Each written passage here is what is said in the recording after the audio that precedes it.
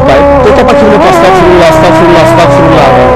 অনেকে এটা এতই কৃত্রিম ভাবে করে যে আলী রাদিয়াল্লাহু আনহু একবার একজনকে এমন করতে দেখে বললেন, তোমার ইস্তিগফারের জন্য ইস্তিগফার করা লাগবে, কারণ আপনার জিভ শুধু কতগুলো আরবি শব্দ আওড়াচ্ছে আর কিছুই না।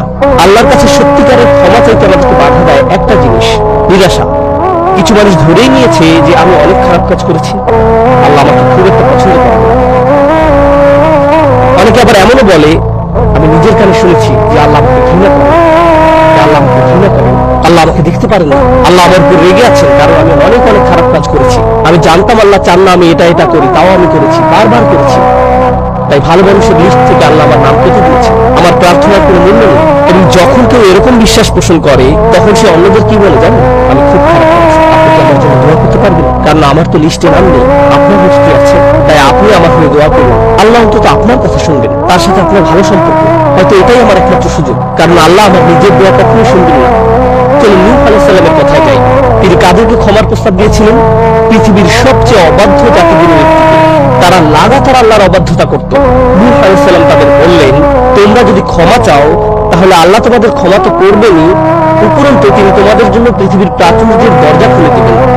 মানে আপনি নিজের ব্যাপারে নিরাশ হতে পারেন না, আপনি নিজেকে বলতে পারেন না আমি খুব বেশি নিচে চলে গেছি, ক্ষমা প্রার্থনা করা আমাকে মানায় না।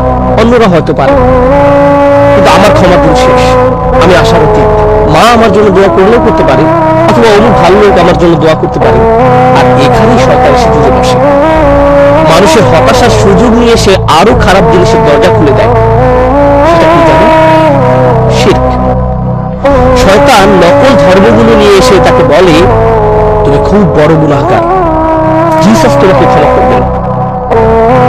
তুমি জিসাসের উপাসনা করো, তিনি তোমার হয়ে ঈশ্বরের কাছে ওকালতি করবেন। অথবা অমুক পীরের কবরে যাও, তার কাছে প্রার্থনা করো, তার কবরের সামনে মন্ডা বিঠিয়ে রেখে আসো, তাহলে এসে আল্লাহর কাছে তোমার সমস্যাগুলোর সমাধান চেয়ে নিবে। কারণ তুমি খুব বড় গুনাহগার, তুমি সরাসরি আল্লাহর কাছে চাইতে পারো না, কিন্তু পীর সাহেব আল্লাহর কাছে সম্মানীয়, তাই তার মাধ্যমে আল্লাহর কাছে পৌঁছাতে পারবে। এভাবে শিরকের দরজা খুলে যায়। ঈমান এবং তাওহীদের মূল তাৎপর্য হলো আল্লাহর সাথে আমাদের সরাসরি সম্পর্ক। এটাই লা ইলাহা ইল্লাল্লাহ এর অর্থ। এর উদ্দেশ্যই হলো আপনি আপনার প্রয়োজনগুলো আল্লাহর কাছে সরাসরি ব্যক্ত করবেন। এবং আমি নিজে ও আপনাদেরকে স্মরণ করিয়ে দিচ্ছি, আমাদের যেই জিনিসটা সবচেয়ে বেশি প্রয়োজন সেটা হলো ইস্তেগফার। এখন ইস্তেগফার হতে পারে তোতা পাখির মতো জপ করা, অথবা হতে পারে মনের গভীরের উপলব্ধি। মানুষ মূলত নিন্দা সহ্য করতে পারে না। আমি যদি আপনার কোনো একটা ত্রুটি ধরিয়ে দিয়ে বলি, শুনলাম আপনি এটা বলেছেন, আপনি কেন এমন বললেন? আপনি বলবেন, আমি এভাবে বলিনি, তুমি বুঝবে না আমার সমস্যা, না বুঝি কথা বলো না, তুমি পুরো ব্যাপারটাই জানো না। অথবা বললাম, আমি দেখলাম তুমি এটা করেছো, সাথে সাথে আপনি রেগে যাবেন। বালিল ইনসানু আলা নাফসিহি বাসীরা ওয়ালাউ আলকা মাআযীরা। বরং মানুষ নিজেই তার নিজের সম্পর্কে চক্ষুষ্মান। যদিও সে তার অজুহাত পেশ করতে চাইবে, আল্লাহর কাছে ক্ষমা চাইতে হলে আপনাকে একটা সময় বের করতে হবে। আপনি আরবি না জানলেও ক্ষতি নেই, আপনি যদি শুধু বাংলা জানেন, শুধু ইংরেজি বা শুধু উর্দু জানেন, সমস্যা নেই। আল্লাহর সাথে নিজের ভাষায় কথা বলুন এবং মন থেকে আপনার গুনাহগুলো স্বীকার করুন, আর কোনো অজুহাত দিবেন না। এটা করা খুব কঠিন, কারণ মানুষ যখন নিজেকে আয়নাতে দেখে তখন নিজেকেও মিথ্যা বলে, নিজেকে বলে আমি কতটা খারাপ নই, আমি যা করেছি তার পেছনে কারণ আছে, আমি অনেক কষ্টে ছিলাম। কিন্তু যখন আপনি আল্লাহর সামনে দাঁড়াবেন তখন অজুহাত দেবার কথা ভুলে যান, কারণ আপনার সব অজুহাত তিনি আগে থেকেই জানেন। তিনি জানেন আপনি কি কষ্ট সহ্য করেছেন, তিনি আপনার সমস্যাগুলোর কথা জানেন। ইয়া রব, আমি অনেক মানসিক চাপে ছিলাম, তাই মদ খেয়েছি।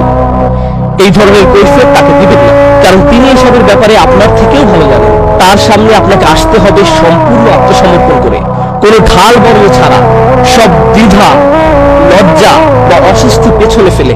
আপনি অন্য কারো কাছে স্বীকার করতে লজ্জা পাবেন যতক্ষণ আপনি একেবারে খোলাখুলি ভাবে আল্লাহর কাছে সব স্বীকার করেন। আপনি যেসব খারাপ কাজ করেছেন, যেসব ভুল করেছেন, সব।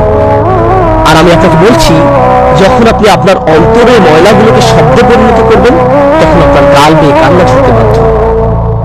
মানুষ যখন কারোর সামনে মনের সব ঢাল বর্ণ খুলে ফেলে, বিশেষ করে আল্লাহর সামনে, তখন তার চোখ দিয়ে পানি ঝরবেই ঝরবে, কারণ সেটা খুব দুর্বল একটি মুহূর্ত। দুনিয়াকে আপনি দেখাতে চান আপনি কতটা শক্তিশালী আর আত্মবিশ্বাসী, আপনি কতটা ভালো আছেন। যেই আপনাকে দেখে ভাবে যে সব ঠিক আছে, কিন্তু একমাত্র যিনি জানেন যে সব ঠিক নেই, অনেক সমস্যা আছে, তিনি হচ্ছেন আল্লাহ।